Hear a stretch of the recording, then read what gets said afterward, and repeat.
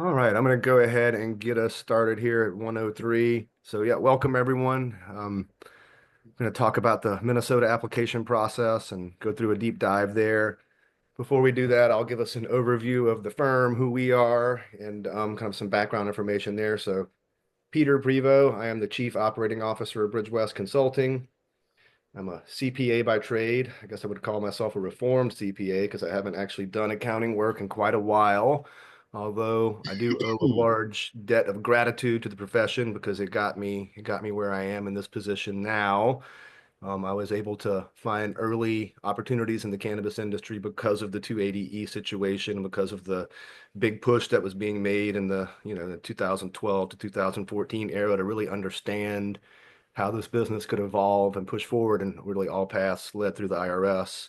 And through that time, I was able to meet a lot of early clients on the West Coast. It's how I met Jim Marty, the founder of Bridge West, and it really, that incident with 280E and kind of early entry to the cannabis industry truly changed my life. So I'm in Florida today. Spent a lot of time in Louisiana, Texas, throughout the South, working on different policy matters and also doing application work for about the last decade. And so with me today, I've got two of my close friends and colleagues that spend a lot of time with. So we're geographically diverse, and we've also got, a broad area of expertise on here. As I mentioned, I'm a CPA by trade, and I kind of come from more of a retail background with regard to marijuana and cannabis. And I've got VP of Consulting, Jacob Irving, here with us. Jacob is a lawyer by trade, but focuses ideally more day to day on production, manufacturing, and cultivation. And Jacob, we've worked together for about 10 years, right, Jacob? That's right. 2014. Yeah. And lastly, we've got our West Coast, our friend from the West Coast here, Ben Ogren. And Ben day to day really has a very different job than what Jacob and I do, and really is working more managing distribution, sales of branded products between licensed facilities in Washington, and also brokering of waste material. Ben's got about 15 years cannabis experience as well. I think we've worked together for the past 8 years or so. So a group that's been together a lot, seen a lot, and we live and breathe this stuff and love talking about it. So we're going to keep it pretty informal today. No slide decks, nothing like that. We're going to go through it kind of line by line. We did develop a one-pager kind of cheat sheet that we'd love to send to you guys. If you want a copy of that, the best way to get it's going to be to email Ben. And so that's going to be ben@bridgewestconsulting.com. I'll probably repeat that a few times, but if you want a copy of our guide cheat sheet, just shoot Ben an email and he'll take care of that. As far as the firm goes, started in 2009, strictly as a tax firm. That's where Bridge West came from. Um, Targeted just to the cannabis industry, and it was started with a small office in Boulder, Colorado. Eventually expanded to several other states, and were eventually acquired by BGM, which is a large Minnesota CPA firm. So, we are partners with BGM. We're their consulting arm. We handle everything that's not tax, not accounting, but primarily focusing on licensing, operational enhancements, product development, things of that sort.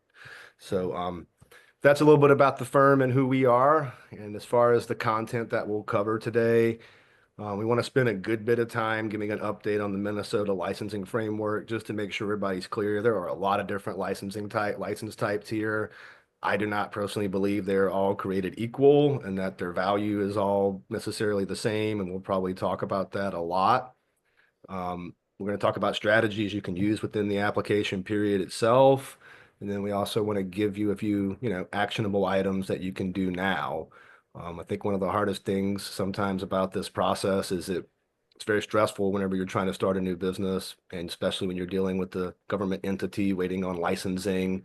And sometimes you wonder, like, it's a lot of hurry up and wait, but there's so much that you can be doing in that time period. And I think it's important to use these hours, days, and minutes wisely because truthfully, when rubber meets the road, the minutes do matter, especially if you're in a licensing situation.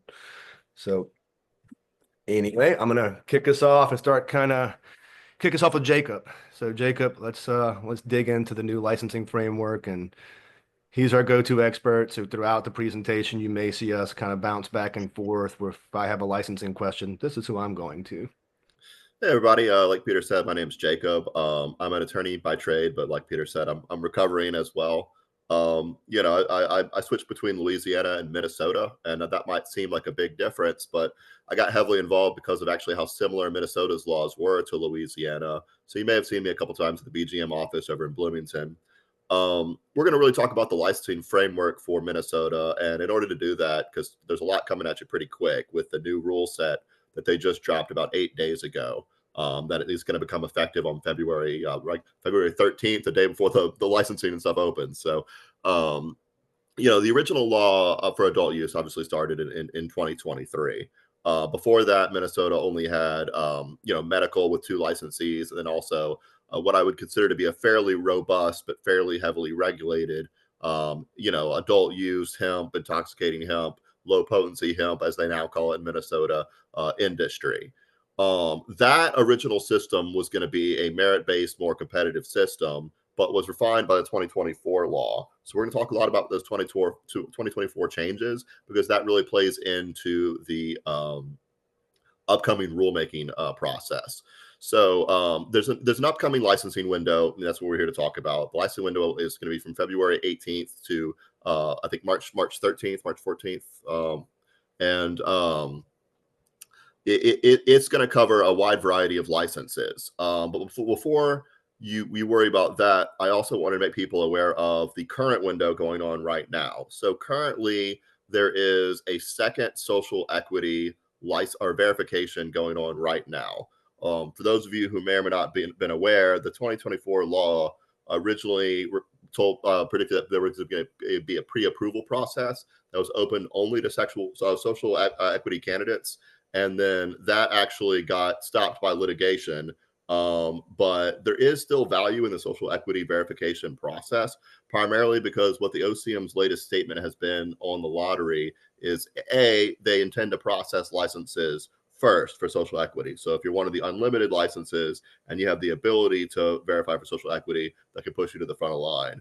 B, if you're pursuing one of the more limited licenses, they've indicated that they're going to enter you into both lotteries. So there will be both the general lottery and the social equity lottery. So if you have that ability to do it, it's a very simple process. You have till January 30th. You can reach out to Ben if you need to talk about that. The biggest categories are really veterans. There's other categories too for previous convictions, but veterans is a big category. And reach out to Ben. We'd be happy to help you with that. But anyway, just wanted to throw that out there. Um, for the licensing process, another thing that changed in 2024 that's going to be really relevant is there's a major difference in this upcoming window between applications which have a maximum number of licenses and applications which are licenses that don't have a maximum number. And the difference is that for certain licenses, those licenses being micro business, wholesaler, transporter, testing, delivery service, and the hemp licenses, and then the event organizer license. Those all do not have a maximum number of licenses, meaning that the OCM can theoretically process those as soon as they get in, versus the licenses that have a maximum number of licenses have to go through the lottery. So that means if you send in a maximum number of license, let's say a meso business that has a maximum number of 50 licenses available, or a cultivator that has a maximum number of 25 licenses, those are going to have to wait until the lottery actually starts after the application window closes. Versus a micro business license could theoretically could be processed as soon as it comes in. Um, Many of those licenses, in fact, the only real license in that category that has the ability to, as a true marijuana plant touching, seed to sale type of company, is going to be the micro license as far as the unlimited category goes. That's a very attractive license for a little reasons we'll cover a little bit on. There is also, after this new change, this medical combination business license, but there's a major nuance to the medical cannabis combination that's for multiple problems. One, there's a $70,000 annual fee, which for me would be a killer right there. But also the way that their rules and laws work together. Medical cannabis combination businesses can only sell adult use cannabis based on the previous year's sales. So, like if you grew 60,000 square feet of canopy, then you could do 30,000 square feet of canopy for adult use the following year. What this means in practice is your first year, you can't grow or sell any adult use cannabis because you have no metric for your previous year. Your previous year would be 0. So that's a very expensive endeavor then to break into that medical market. And From that. Jacob, I want to make sure I understand this correctly because this is kind of unique. So that's not just for existing medical companies for Vireo and GTI. This is for anyone really to now enter that arena if they wanted to. I believe that's the case after the 24 law. I still wouldn't recommend it though, to be honest with you, because like really for Vireo and GTI, they're already going to have that previous year, so they can get started right Right. away. So the 70K makes sense for them because Yeah, they have they're going to have high value right out the gate because they're going to be the first ones with cannabis, right? But then afterwards, that's going to, decrease as more licensees come online, and then you would be paying $70,000 to get into a market where you can't really truly compete for more than a year.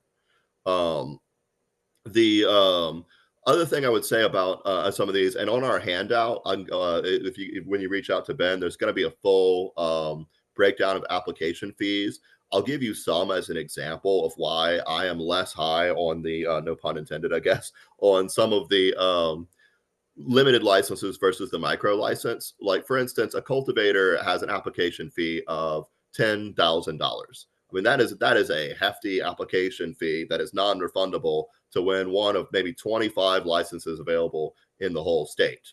They're also, if you look at the cultivation license, they can grow more canopy than a micro license, although it is still limited, but they can't process or open a retail store. Whereas the micro license can actually, they had their abilities increased during the last set of rules. So they now can grow up to 5,000 square feet of indoor canopy. And canopy is only defined as mature flowering plants. So that does not include your veg space, your clones, your mother plants explicitly. So that's a fair amount of canopy for a small local business. That's actually a pretty decent size. The major increase that came in the last rules too was they increased the allowable processing capacity for micro licenses from 3,000 to 10,000 pounds in the latest rules. So that is a hefty increase. And micro licenses can engage in not only A to B sales through their retail endorsement, but also B2B sales and selling to other businesses. That license also has a hefty amount of flexibility because while you can be vertically integrated, the way they change it under the 24 law is by endorsements. So you could be a micro license with a cultivation endorsement, a micro license with a processing endorsement, a micro license with a retail endorsement, or all three. Consumption too. I'm sorry. The consumption as well. Yeah. That's a great point, Ben. Thank you. The micro licenses also can have a consumption lounge if you have a retail endorsement. So that's also a whole other different thing. And they also, just an interesting thing, and cultivators are allowed to do this too, but this I thought was somewhat unique to Minnesota as a potential additional revenue stream for any of the cultivation businesses is you can actually sell clones and seedlings because there is such a home grow. I think it's up to eight plants, 4 of which are flowering for Minnesota adults age 21 and up. So that's actually an interesting, just additional little item as well. Meso businesses had their processing buffed as well. It's essentially 3 times a micro license. So that, that would be up to 3 retail stores, up to 15,000, square feet, and then, the accompanying processing. But what for 50 licenses for the whole state and a $5,000 application fee, to me, I'd take the bird in the hand of the unlimited, because if you get in the application window during Peter, I see you have your hand up. Oh, I was gonna say keep going whenever you kind of. Oh, okay, yeah. So I wanted to jump in a moment though, but finish that thought because it's related. Yeah. So basically, if you get into micro license during the application window and you meet the minimum requirements, then you are going to get a license eventually. And that is completely different than a meso license where you would have to wait till the very end of the lottery and you don't know if you're going to get one at all. And then the application window is closed after it's done. So for business planning purposes, it's a tough thing to do. I'll cover a little bit of the other licenses as well. One major change in the most recent rules was manufacturers. They removed the total cap on how much manufacturers can process. that definitely does increase the value of a manufacturer license. But that one really needed a buff, so to speak, because it was so limited on some of the other areas. The problem I still see with a manufacturer license is there's 12 licenses for the whole state to be awarded by lottery, and there is a $10,000 non-refundable application fee. Versus the micro license, where you would ultimately get one, is $500. Retailer, it's a little bit more reasonable. You get up to 5 licenses. Only 3 can be in certain like municipalities, though. You can't have all 5 in one location. But it's still $2,500, 75 licenses for the whole state. So that's somewhat of an issue. Another nuance I really want to cover, because this is key for people who might be in the low potency or hemp market. Historically in Minnesota, hemp has been limited to like hemp edibles, like within, I think it's 5 milligrams per serving size, and then beverages technically count as edibles. They're adding flower and vape as more allowable, but under the new rules, you will have to have an adult use cannabis endorsement, so a cannabis retail license or micro license, in order to sell those products, so vape and flower. So those, as I'm sure Peter can tell you by the numbers, are easily the best-selling items in a cannabis market. So even if I was in the low potency market, I would look at upgrading my license, because A, you can, B, you can still sell and make low potency products under that micro license, and then you could also sell those additional categories. Yeah, now today is a good time for me to jump in with kind of my questions and comments. I truly want to, this is kind of getting off the cuff discussion. We haven't even talked about this, but so I think, 2 things people are trying to balance when they're selecting a license type, right? Is like, what's the inherent value of the license? What's the odds of getting it? And then in relation to those things that I want to do. And I think when you look at this list, you see 25 cultivators, you see 12 manufacturers, and then you see this other tier of micro being unlimited. And I think in your mind, you might automatically assume that one is way, way, way more valuable than the other because they're limited. I would argue, though, that the existence of any unlimited tier of license makes all of these pretty much less valuable, right? Since there is an unlimited class of license that allows you to perform all 3 verticals, none of them are inherently that valuable. It's what you do with it that's going to make it valuable. Like, these aren't licenses that are going to just be worth money because they exist. Like, you have to perform in order for these to be, to get your money back, so to speak. And with it being a lottery, there's not a merit-based application.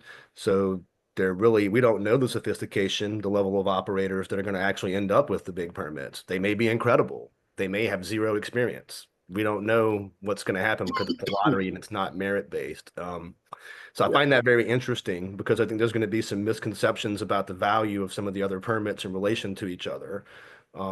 Another kind of interesting thing to think about that we're not sure about. I can't answer this yet. Hopefully we can answer it soon, but today you may look at this list and you say, okay, well, like, I really want the manufacturer, one of the 12 manufacturer licenses. So I'm going to try that right now during this first window. If I don't get that, then I'll just come back and get a micro later. I don't know if you can. Like, it's unclear. You might be able to, you might not. The unlimited micro may only exist during this first window, and it might not happen again. So just keep that in mind. At least hedge your bets now is my point. Don't hold back and just pass up the opportunity to put in the app on the $500 app on the micro as your backup plan today. So those are some of the comments that I wanted to make as people are thinking through license selection, because I think, and also another thing to mention about the micro, I want to pull my notes on it. There was a part, right? The details in the micro are kind of hard to find in a way. Like, you have to dig pretty far to actually see it, because they've released so many documents along the way. There's been so many versions of different things. So many clients I've spoken to, they don't seem to fully understand the micro. I'm not surprised by that, because the details are buried in the litany of documents that the state has released. We were talking about this yesterday, like, to get the exact details on what that permit can do, the long list of things it can do and how it works. Jacob, where'd you have to go? Like, back to 2020? Yeah, so most of the laws and the rules show changes from other documents, right? So the 2024 law isn't really the full law in Minnesota. It's what it changed from the 23 law. One of those things that did not change was the micro license permissions. Those permissions are also spelled out in law and not rule, so you won't find them in the rules either. So to look at the actual permissions for the micro license, you actually have to look at the established 2023 law and the chapter in micro licenses. It's in the first section. It's like 12 different enumerated items. It's a very long list of stuff they have permission for.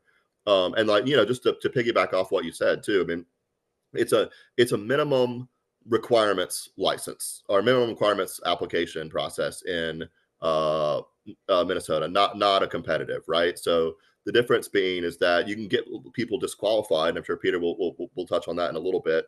But like, as long as you meet the minimum requirements, you're in. But if you look at what you're actually winning, and I just want to do a kind of a side by side comparison to the cultivation. So the cultivation is 30,000 square feet. Same canopy thing with the indoor mature plants. Micro licenses is 5,000. So you have 6 times the capacity. Sure, that sounds good. But cultivation is also I would say easily the most expensive part of a supply chain.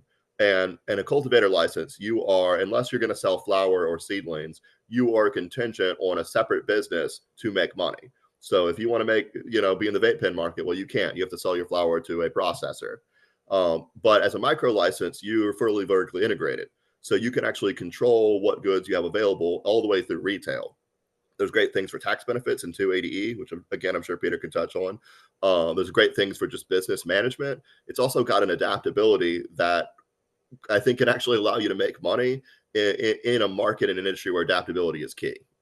So to me, the added permissions I would take over the additional canopy because ultimately you can really grow a a lot. question of it's really a question of scale, right? I mean, if you're if you're a business owner, entrepreneur entering the market today, and your vision is to build a huge mega multi-state operator, or if you have a specialty in one particular vertical, then it may make more sense. If you're someone who's kind of coming into this new, or maybe you've done it before, but you want to do it differently, and you want to do it on a more of a small scale, again, with the micro, it's not a tiny scale, right? I mean, it's still a lot that you can do, but I think it is a question of scale, right? Like if you were truly trying to go really big, big, big, and you want to, be the biggest in the state, well, then yeah, maybe you do need some of the higher tiered permits, but that's going to be a select group of people that can actually get the funding to build out that facility.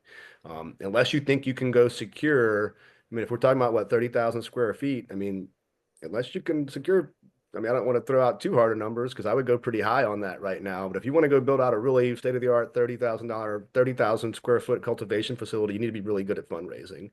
And you need to have that money probably lined up pretty soon, if that's what you want to pursue. I would just emphasize too that like, I mean, whatever business you want to run, like most likely can be run underneath the micro, even if these numbers, these caps seem like a problem, they're really not. Especially just from my perspective. That's all. I see people operate inside of those numbers. You can grow a lot of weed in 5,000 square feet, Well, especially if it's flowering, right? Because yeah, you can right. perpetual Because harvest and you're feeding in clones constantly. You're harvesting every 4 days.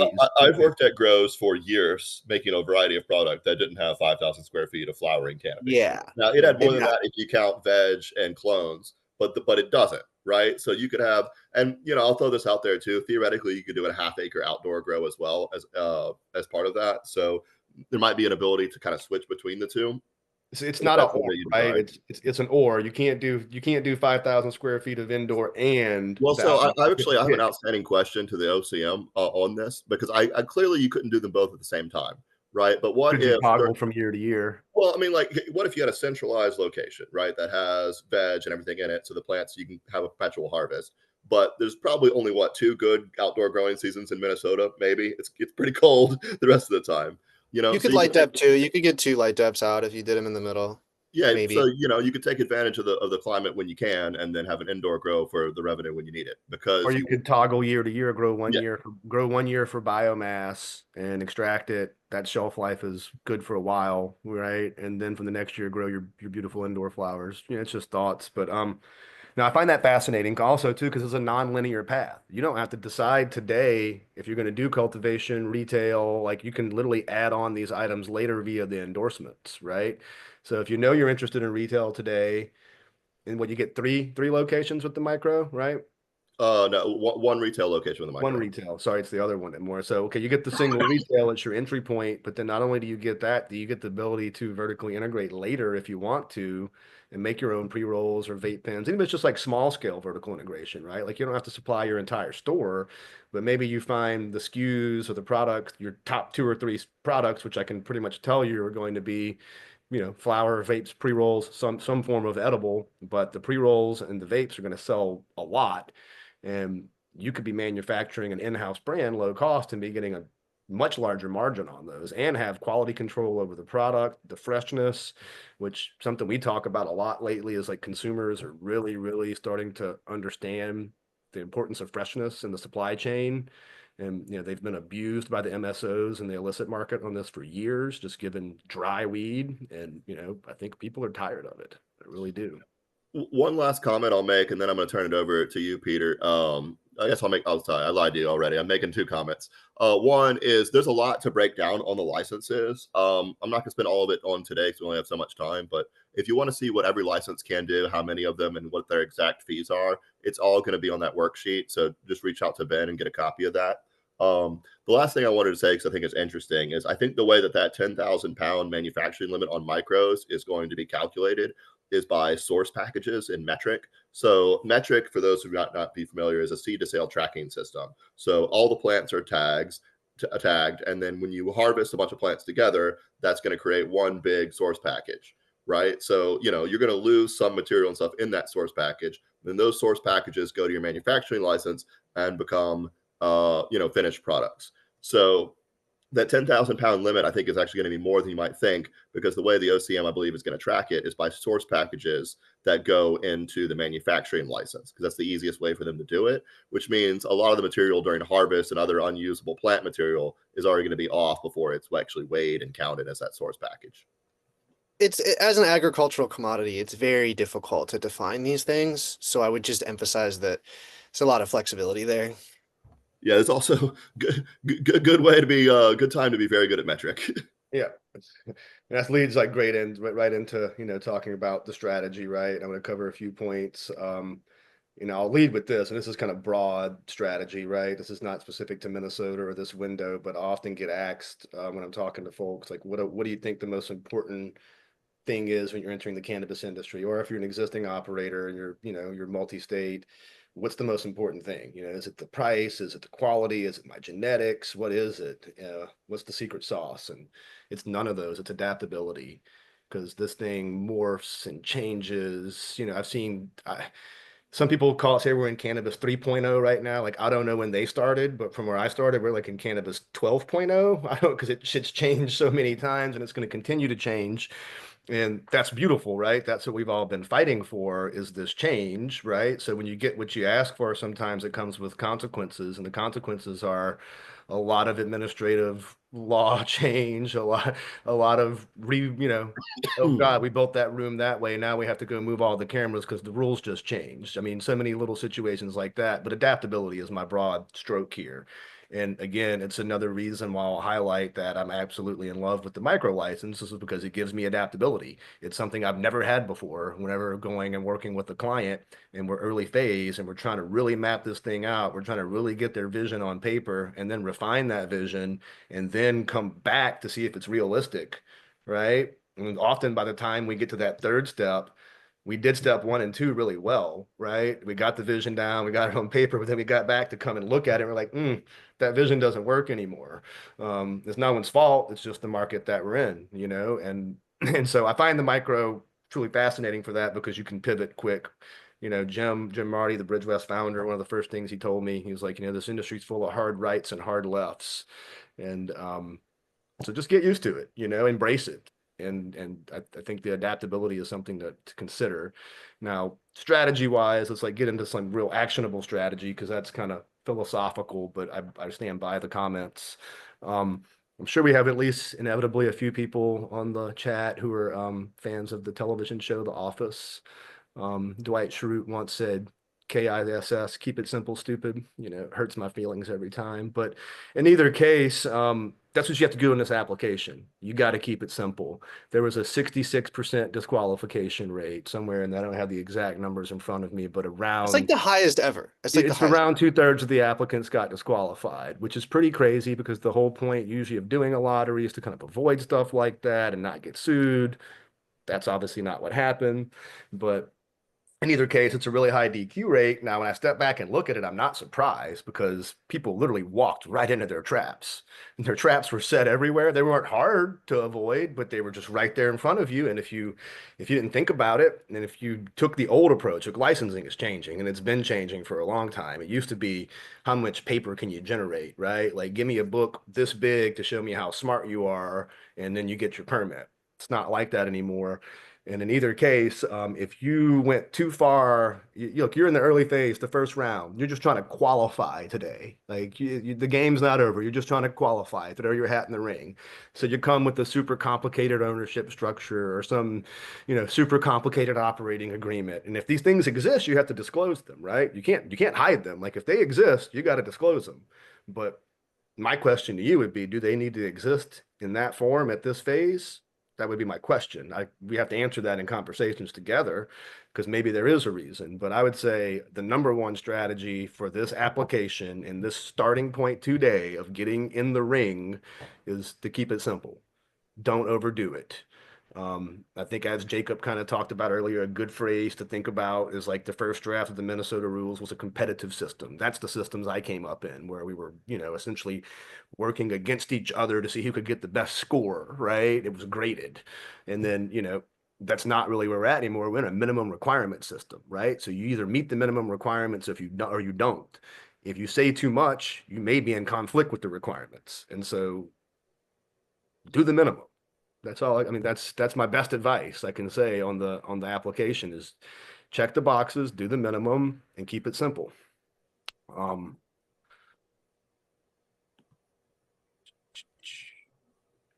Yeah, another thing. Oh, please jump in. I It's a totally different topic. I'm just looking at the chat. We got a New Jersey lawyer here. That's what Oh, I we was got a New looking at Jersey too. lawyer in And the house? yeah, so I was actually going to compare it because we've done a lot of work in New Jersey, and like New Jersey had a substantially more robust like process, I guess, where the New Jersey office was grading things, and then they also had substantially more like local approval, and Minnesota is much more simple. It's going to be just through the state, minimum requirements, and then also they limited the ability for municipalities to have the state applications that they have in New Jersey. So, with the exception of the retail license, there really isn't by law more of a um, a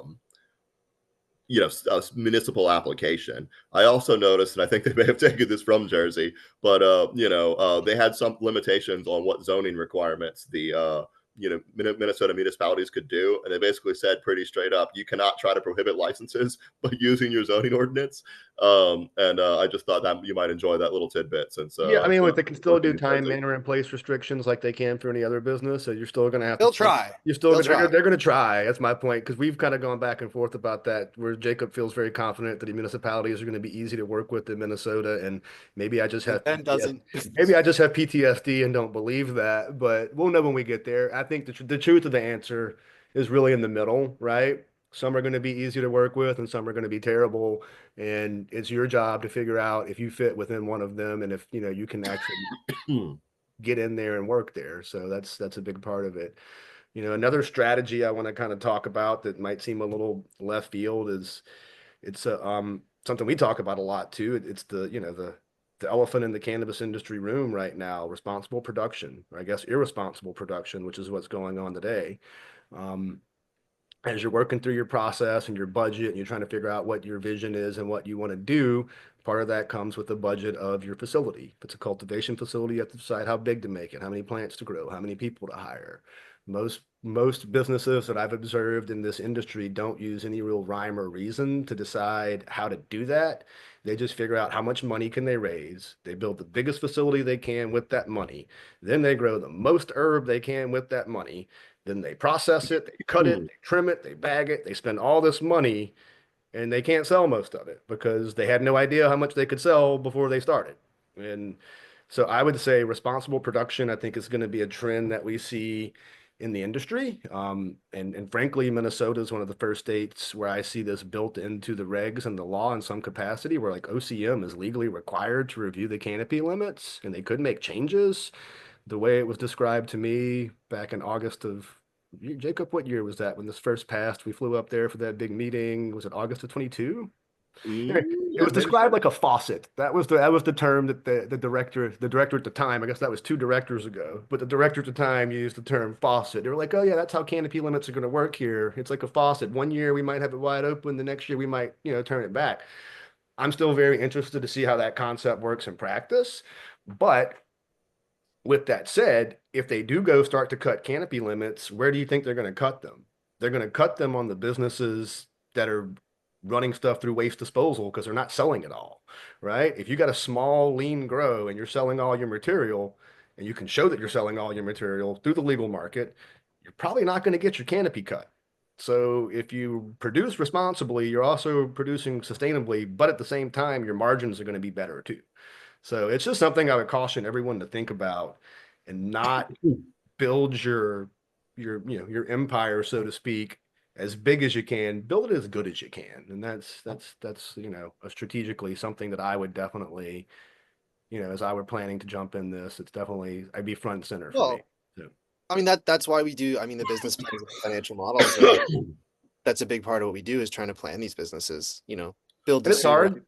It's hard, we have some data, we've got, we get more data every year, but again, having some method to the madness and not just, as big as we can. This is how we got 50 million. This is what we're doing, save some money to, perhaps something might happen. Anyway, so that's another strategically thing that I would point to. And lastly, I kind of went through the deal earlier. I said, what do you think is the most important thing? I said adaptability. I still mean that. Real estate's really important too. And don't get too excited about the fact that you don't have to put real estate on the application. You don't have to have that to start. I get that. That's really cool. First off, I think it's great, but you don't delay your search too much, even though it's not required, especially if you're in retail, because if you're in retail, the good places are going to go quick and, location, location, location.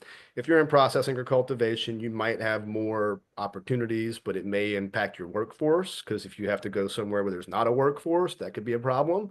So I would say don't delay the real estate search. Now, with that said, we know these things drag out. We've seen them drag out over and over and over again. Like they're giving us deadlines. They're not going to happen. They're going to miss the deadlines. And Oh so yeah. you don't want to be paying rent for longer than you have to. So look at option agreements, is what I'm saying. At least lock down a property, get a first right of refusal. Most landlords, if they got a property on the market, will do an option agreement for a couple $1,000. And if someone else comes to rent it, you can get it first. I mean, at a minimum, I would do that and at least just have some home for this business. I know once you get awarded, you have 18 months to open, but you really don't want to take 18 months. Get this thing open in 4 to 6 months. That's when you're going to make the most impact. That's when you're going to be able to build some brand loyalty, repeat customers, get ahead of the curve. So strategically, even though real estate's not required, don't put it off too much, but also don't break the bank on it because we don't know how long you're going to have to support it um, on your books before you can actually operationalize it. And But one we, I mean, we. one of the Oh, go ahead. also like while we're talking about real estate, one of the major advantages I think of the micro license is um, of the three different activities. So like processing, retail, and cultivation. This is one of the only areas I've ever seen where they actually can allow you to do it at multiple locations. So you could be cultivating at one area, which you might choose a non-metropolitan, cheaper, more open piece of property that's more secure, and you could retail at a much more metropolitan smaller location. So that's a very unique thing about real estate for Minnesota. Well, Peter, if yeah. you wanted to talk, I wanted to see if you wanted to talk a little bit about the actual application. And I thought while you were looking at that, I saw a question in the comments I just wanted to answer real quickly. I believe Dallas, you asked about, you said you want a meso license and then you were wondering what happens to your meso license. So I'm assuming if you want a meso license, that was the social equity first round, the preliminary approval round that they then threw out by litigation. So supposedly, unless you specifically reached out to them and requested a refund of your application fee, then what happens is you're entered automatically into the next lottery round. Now, I think that window for requested refund may have already passed. So, but if you want us to look into that, just reach out to Ben. But I believe what happens is they enter you into the next round automatically. So then, your next decision would be, do I want to just ride with that application or do I want to look at, different applications. That one's an unlimited, or sorry, that one's a more limited versus the unlimited one. And then if you are social equity verified, theoretically, they would enter you into both rounds of the lottery. I'm with you. That does it's not what you signed up for when you paid the fee, because originally they were supposed to do the preliminary round. And I also had some clients who made it through that first round, and then we were excited when we saw so many people. Like we were not one of the ones that were disqualified, so our clients made it through, and then just to have it taken away from the state. So I'm with you and sympathetic of that. But that's theoretically what's going to happen, is that they're going to enter you into the next round automatically.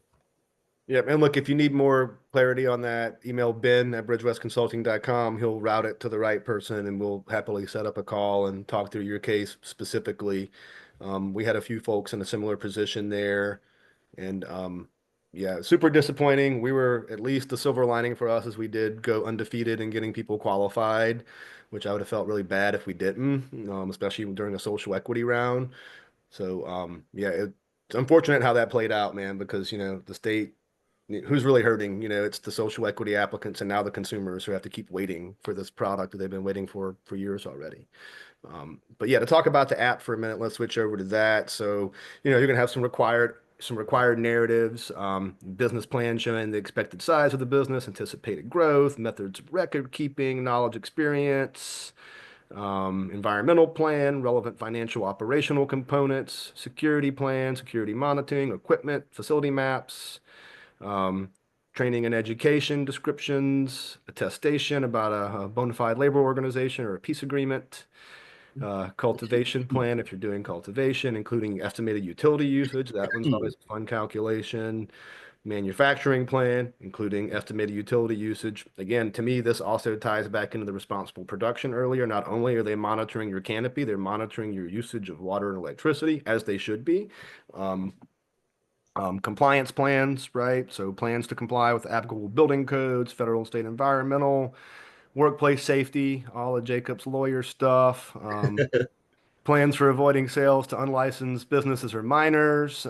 Um, Location suitability narrative, right? It's all super standard stuff, in my opinion. Like if you've done apps or been involved in apps, these are all pretty common that you would need these things. Yeah, I can keep going down the list, but I think most of you probably feel like I'm just reading a list right now because I am reading the same list that you've probably been reading. But no, in either case, it's a standard suite of documents, but they are specialized. We have developed a package, that we think could meet the muster for most people and get all these documents that you need together for right around $5,000, depending upon if you have your LLC set up, if you have an operating agreement, things like that would kind of determine it. And if you were trying to go for one of the really large scale permits and you had bigger plans, we might need to work a little harder. But in general, we think we can get most folks set up with all the documents they need and out the door for $5,000 to get through there. And that's if you want everything. If you have a lot of stuff done and you just need an a la carte, this or that, and you want to discuss it, we're always available for hire by hour, and we'll work out a deal with you as well. So that's kind of Like, the I mean, the stops for concept that. being is like those meet the minimum requirements for We're the going to state. meet the minimum requirements. We're going to give you More work will be needed. Like, more work will be needed later to operationalize. This is not going to, tell you how to make the best rosin vape on the planet. This is going to get you in the door. You're going to have to develop SOPs for operations later. These are administrative SOPs would be the best way to say them. I call them regulatory SOPs is actually the term that we've used internally. And they're very different from operational SOPs. The operational SOPs have to be reflective of the regulations, but they're not only driven by the regulations to comply with them, right? And that's the difference. Yeah, one thing I want to add on to that too, and like this would be for the person who mentioned he turned in a social equity license, applies theoretically applies to him too. So when we were, if you were involved in the preliminary approval round, one new thing that has happened is that there were not rules that were in place and effective when we did that first round. During this round, there will be. So when you touch on some of the required SOPs and other kind of stuff, it's important to know that in addition to the minimum requirements, you need to not conflict with any of the new rules that will be published. I think for the preliminary round guide, they're going to keep your license on file, and then I think you would actually have to update those after the awarding. But that's something that everyone's going to individually need to look at. Yeah. And something, anyone that would work with us, I'd want to spend a decent amount of time talking with you about a requirement that might seem kind of simple and straightforward and small. But I mean, truthfully, it's the corporate structure, the formation documents, directors, managers, offers, owners, operating agreements, bank accounts, financial source agreements, right? It seems really straightforward, but there are some tricks there that I think a lot of people got disqualified over this part unnecessarily. Because if you read the question correctly and you really read it, then there were more than one correct answer. In any case, I said a lot, so I'm gonna let Ben jump in for a minute and talk about a few like actionable items. Ben, we'll spend maybe about 6, 7 minutes high level on this. If you need more time, we can, but do want to leave time for Q&A as well. So we're at 1:48. Yeah, no. I follow, and it's just the thing that if anybody has called and talked to me that I talk about a lot, is municipal approval. And just we find that like kind of regardless of what happens with the state programs, these little fiefdoms, these small little regulators, can cause you some of the biggest headaches, you know. And then these licenses that we are talking about getting from the state and how, if we just jump through the appropriate hoops, we know where those hoops are, how big they are. With these little municipal approval processes, we're not really sure what they're going to ask for. And the state can't explicitly ban cannabis businesses, but or each of these cities can't ban cannabis businesses. The state says that, but they're going to find ways of limiting them. So just getting ahead of it, discussing these things with the zoning department, they might call it planning, building, something else, but getting in front of them before it's an official formal approval process. I'm hearing from callers that some of these cities are starting to, take meetings with people. I would just emphasize at the point that you're in front of 7 people on recorded time and they're looking at your building, it's kind of too late. It's like we should talk about them about where they want these businesses, ahead of time. So that we're, path of least resistance. A business plan and a financial model helps enormously with these conversations. Just like having one prepared by a third party, it will make you be taken more seriously when you're in front of these people. The landlords are often going to want to see that too. They like that. They love that. Also, friends and family. I think the official term is actually friends and fools when you're going through those types of investment rounds. These things supplied by a third party, it makes it so that it's not like you didn't come up with these numbers. You paid a third party. And unfortunately, that's just the world we live in, that it carries more water. Just going back to the city, when you do get in front of these people, talking to them about like various structures is important. Not just like bringing them like a listing off of Zillow and being like, hey, I want to buy this building. What do you think? It's more about like, what do you want me on the other side of? Do you want me on the other side of the mall? Do you want me on the other side of the lake, the railroad tracks? What area of town would you like these cannabis businesses to locate in? And then it just all these little like the certificate of occupancy or whatever they call it, when the fire department, the police department, all these people, if they like what you're doing, everything is going to go smoother. So just You regardless. want a collaborative relationship with the city, and the only way to do that is to build a relationship, and that takes time, and you kind of need to do that as least formally as possible. So sure, there is going to be a day where you end up in public meetings and things like that, but I think what Ben is saying and what we've always seen strategically is like, don't wait till that day. Start your outreach earlier. I mean, these are your constituent of this elected official. Like they have to meet with you first off, but secondly, they want to meet with you. They don't understand this. They're trying to learn too. So sitting and talking down with someone who's actually going to be one of the lightning rods in their community that might bring this to the table is actually helpful for them too. So get in front of them, reach out, and go start the process. And like Ben said, if you've got a few properties in mind, you like these locations, bring those with you, but then also say, do you guys have anything in mind? Is there a part of town we're trying to revitalize? You'd be surprised how far that would go. And, once you're in a good position with the city, usually, that's going to just feed into sustainability for the long term. So And if you get to a place where like, this city or this, sometimes if you go to unincorporated like townships outside, it can be the county. Regardless, like if you just keep trying, like just keep going to new places and talking to new people, and eventually you'll get this kind of like momentum about you where you kind of, you'll find a city that wants to work with you. And if you need help from us to develop like what we call internally like a community impact statement or sometimes they'll be concerned about like we call it like an environmental impact statement, depending on which. traffic's a big one. Yeah, exactly. Looking at like, sometimes people be like, oh, well, that will bring too much congestion to that part of town. We can prove on paper how that isn't true. And maybe we can always prove that that isn't true. But regardless, it's just that showing that we will beautify a block, like Peter mentioned, like, there's decent data that the cannabis businesses, we have a secure envelope, 360-degree cameras, lights on at all times, staff there at least 12 hours a day, if not 18. And it's difficult to commit a crime in front of or around a cannabis business. So we are responsible with beautifying. And in fact, I'll say that I have used cannabis licenses, or I have seen cannabis licenses used to manipulate property values. Actually, it's not uncommon that, like, if you hang a license on a building, that does inflate the value of the building to some degree, since these licenses are really more permission to operate a specific business in a specific address. I mean, the license has your name on it, but it's far more tied to the building Tied to the address. than people realize. Yeah. So, yeah, and I mean, just even verbal approval from a municipality, I'd say is enough to start moving forward with a landlord, or like looking, like if they just tell you, okay, hey, we want it over here, and then you start talking to people over there, I wouldn't buy anything till we had municipal approval on paper, either a letter of no contest or some sort of public statement, at one of their meetings. Either way, just the concept being that, like, it is scary to start moving forward on a piece of property with like essentially nothing. But the people who are successful frequently secure property like 18 months ahead of application windows, So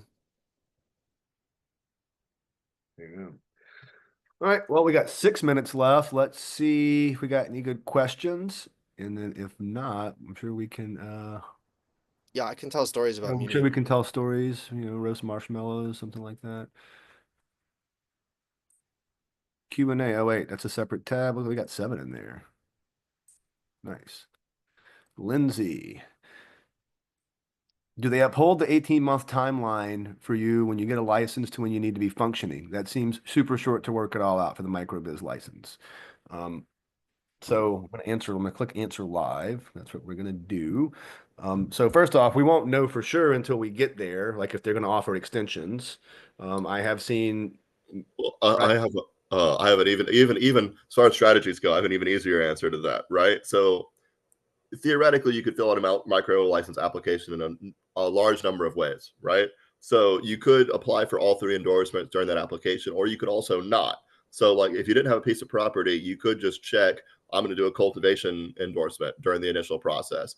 And then you would have 18 months to find a cultivation property anywhere in the state of Minnesota where you could grow 5,000 square feet, which would not be particularly challenging because they can't block those in the same way for retail. It gets more complicated, and if you come into all 3, but all you have to do is become operational for one of your endorsements. So Also, Jacob's saying break it up. Don't try to do all 3 verticals in 18 months unless you have the team to do that. If you don't have the resources to do that, pick the one that you're best positioned to execute on quickly. Do that and then continue down the line if you're trying to hit all 3 verticals. Yep. But I do expect they're going to uphold the timeline. I'm sure there'll be exceptions for force majeure circumstances outside of control. I don't know if I saw that language specifically built into the law. It's oftentimes standard to be able to go to a hearing and get that sort of extension if it truly is outside of your control. But in this case, that may or may not be helpful because it might not be, it may be within your control, right? I'm talking about construction delays because of weather or material shortages. I'm talking about permitting issues to some degree that were not self-inflicted. So So I happen to have the statute up, so I went and looked it up. So the 18 months is actually in law, so it's in the 2024 law, but there are provisions for a 6-month extension that you can apply for up to 6 months, and also reconsideration. So it looks like you could get a maximum of 24 months if it really came down to it. they don't lay out any particular guidelines for those extensions yet. It says if you've made good faith efforts to convert a preliminary license into a license. So what is a good faith effort? That's somewhat subjective, but I would say if you've got A good lawyer can make that well, I work. mean, right. I'll say I see things like that, like language like that, frequently not enforced or just blind eye turned. I mean, if you have a good reason, if you're not manipulating the system, those words frequently, like, if Yeah. you if you Your show up life 18 saved. months later and you haven't done anything, you have no properties you've looked at, they're going to revoke it, right? Yeah, If yeah. you entered into an LOI and you thought you had it locked down, and then someone broke the LOI, or you're waiting on zoning or something like that, they're probably going to grant it. And then there's a billion stories in the middle of those two situations, right? All right, I'm gonna move on. I think we did a good job answering that one. Thank you. Another attendee anonymously asked, "Can you secure a license without having anything else worked out?" I'm gonna Yes. interpret that to mean property, team, financing. Right? I guess that's what else would I mean? That's the big So stuff, right? you could, I mean, like if you did not have a plan, but you want to participate in it, but you don't have a plan right now, and you can't get a plan together by the licensing window, you could do like basically a single member LLC. I wouldn't do a sole proprietorship, because then you can't modify that later. And I believe there are provisions for obviously to update the property later. B, there's provisions to update endorsements later. And then C, there's provisions to add and update your corporate structures. The key to all of this is going to be almost all licensing agencies, and this isn't going to be any different, want the information ahead of time. So let's say you start as a one member LLC, and then you find an investor down the road, before you sign on the dotted line, you're going to have to make all that contingent on approval by the OCM. I would also say, there's going to be added restrictions to your ability to do that if you're applying for a social equity license, because they are very keen. And I believe this is something that a lot of people got disqualified for.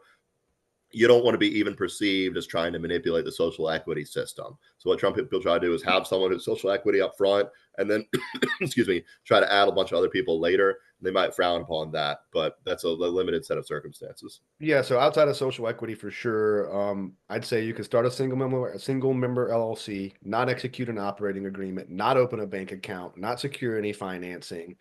You could provide the required list of documents that we went through earlier, which were numerous. And I think if you did those things, you could probably get a license without having all those other details worked out.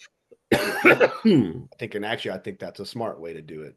Yeah, as far as keeping it simple, I mean, like, we Plans had can change. If that we had license is clients that issued, did that. once that license is issued, plans can change, and there's protocols to communicate those changes, right? Right. Any suggestion on securing funding for startups? The $1 million question. I have lots of suggestions. I don't, this webinar is not necessarily about funding, but it's obviously a part of the equation. I'd say, the biggest thing is when someone's looking at making an investment, the way I've always thought about it is like, sure, you're investing in a business, you're investing in an idea, but you're really investing in a person or a group of people. And so have the right group of people together and make sure that it is the right group of people and someone's the leader and there's a reason. Like, why is this group coming together? What are we doing? Where to look, how to start. Look, banks are becoming more and more accessible in this, but I don't think you're going to walk into a bank and get a traditional loan anytime soon. So I think you need a really great team. You need a pretty tight plan, and you need some great materials to communicate these things. And then you need to talk to as many people as possible, because you're not going to get it right on the first try. Your pitch is going to be terrible. You're going to learn as you deliver this message over and over again, you're going to learn what works and what doesn't. But it's one of the hardest aspects of the business. I'll just say, like, Yeah. yeah, I mean, one of the things that, because we get that call quite a bit, the people who come back to me with some level of success over the years, the ones that actually make it, it's really more about, like, if you go to an investment group of any kind and you have both the pre-approval process done from the state, so some level of pre-approval from the state, and you also have some level of municipal approval, you will get better terms. Like, if you go to an investor and you have neither of those things, you're just like, I want to apply, and I also, I think I'd like to do it here. They're going to usually ask for 50% of the business or just not even talk to you, you know? Um, and frankly, that's not like real invest. I mean, if they take 50%, it's not great. Yeah, so I think we gave you some stuff to work on there. We definitely do deep dives into this all the time. So if you want to email Ben at bridgewestconsulting.com, we'd be happy to talk more with you. I'll throw in two more things too, but good financials and good business plan, always key too. I mean, having the documents to show potential friends and family and other Founded things. on something too. Like, hey, how did you come up with this level of production? How did you decide to grow this much? Why? That's And we a based it on a starting, a demographic great study. starting point, you know, like, because a lot of people will go to models and they don't have a starting point. Um, will they open the licensing application every year? How often can you apply for licenses in Minnesota? So I kind of alluded to this earlier. Based upon the materials that have been released up until this point, unless my lawyer corrects me, I am going to say that we are not sure right now. It's ambiguous. Um, I can add on to that if that's helpful. please. Yeah, so we don't. I agree with that. We don't really know. There are some time statutes in law that they're going to reevaluate it. For instance, they cannot increase the number of maximum licenses beyond what's on the table in our worksheet until I think it's July 1st of 2026, or it's in 2026. So they cannot do that by law. The OCM can't. So if they award all those during this licensing, which is what I anticipate, there would be no future rounds for the limited licenses until 2026. After 2026, it says the office can evaluate the limits and see if more is needed. I'm somewhat skeptical that they will do that because I personally think the canopy is going to be somewhat giant.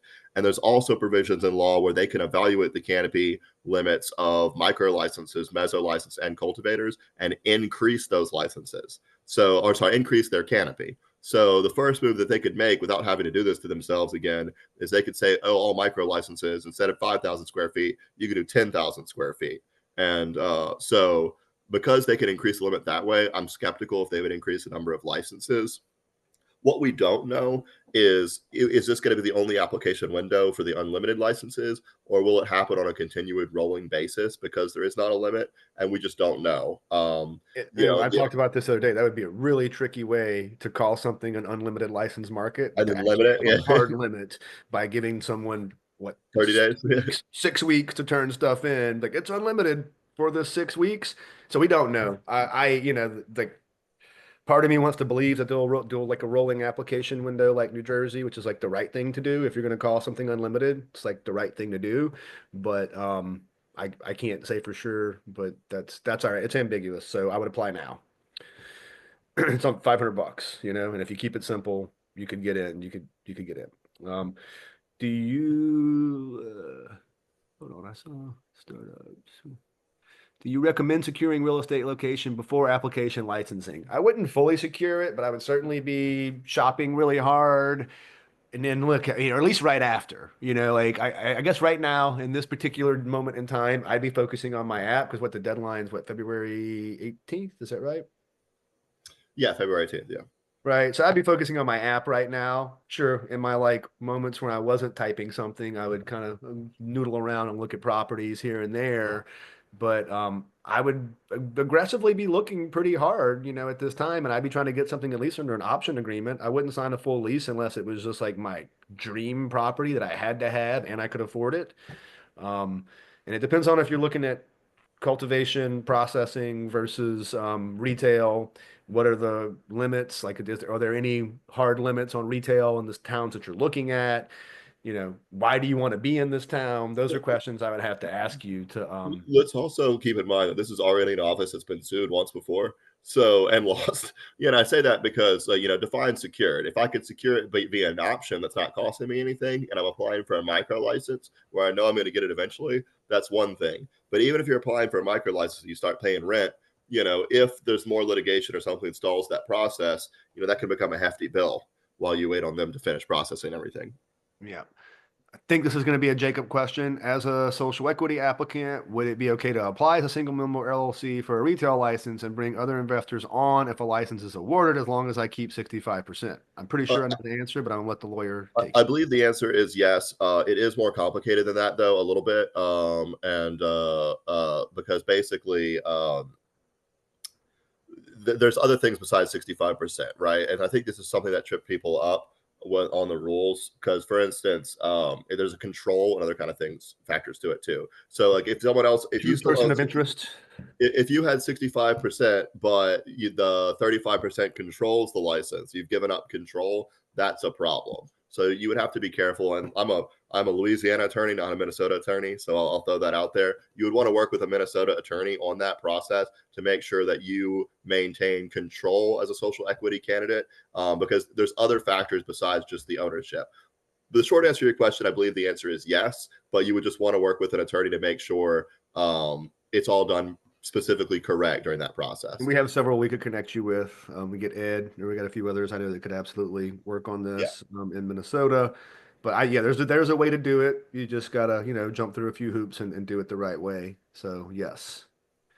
And that concludes our questions. These were all great questions, actually. I'm happy with that. Oh wait, here's a couple of others maybe. Oh, we've been typed these I real like quick.